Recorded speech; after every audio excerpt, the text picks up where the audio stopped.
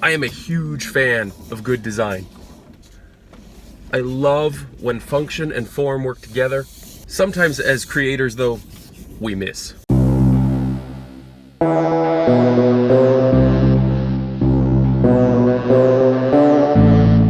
But let's talk about some really bad design. When we had the snowstorm a couple weeks ago, our power was out for 3 days, and I used the backup generator.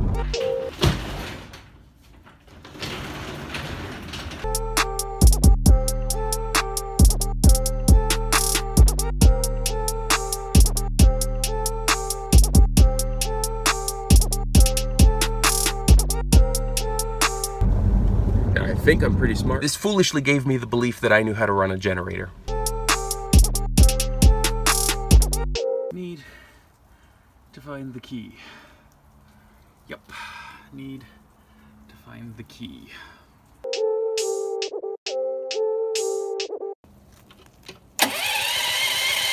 See, our generator is dual fuel. That means I can run it off of regular car gas or liquid propane, like the stuff you use in a barbecue grill. I set it up to use the propane because I had some. Propane is in that shed, which is under that tree. But here's where I got into trouble. On an airplane, you have a fuel valve. And one of the things you do before you take off is you check to make sure the fuel valve is on. Need to find the key. Yep, need to find the key.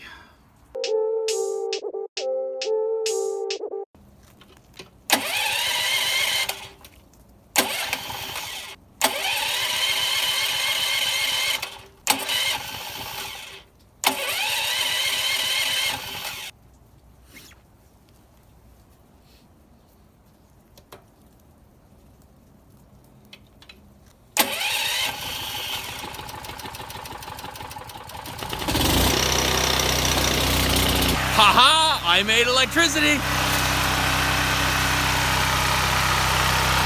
Propane goes in, fuel valve on, choke lever set, keys are in,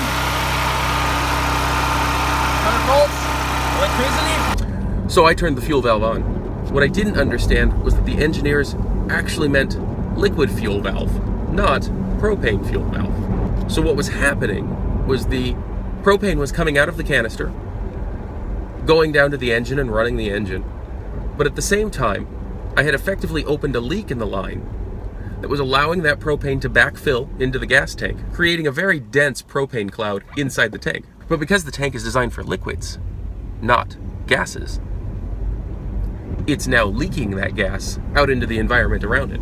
So now I'm filling the backyard with a giant propane cloud. And this propane cloud is dangerously close to a generator that's running an internal combustion engine, which means spark plugs, a copper wound coil that is sparking as it's running the alternator and generator, and of course, all of the electrical connections into the house, which should be safe. We were lucky, nothing happened. The way I figured out that something was wrong was when I went out to check on the generator after running it for a couple of hours. The propane tank was covered in frost and frozen to the ground. I don't just mean covered in frost, I mean it formed an ice cube all the way down to the ground and the bricks underneath it. So when I picked it up, the bricks came with. And what frightened me was when I moved the propane tank, I could hear the slushy that was inside it now. Think about those drinks you used to get at 7-Eleven, where it's liquid and ice at the same time and tastes like cherry. That's what was inside the propane tank.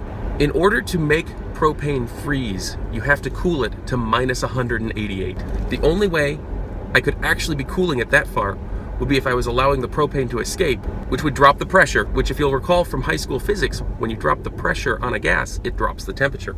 So based on that high school math, it looks like I let about 1/3 of that tank escape. It's an awful lot of propane floating around my backyard.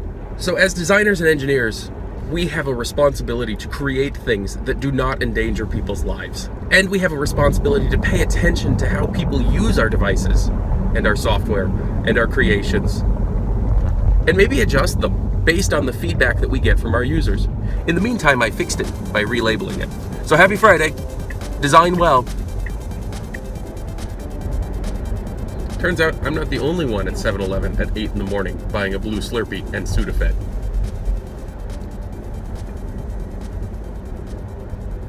You are approaching your destination.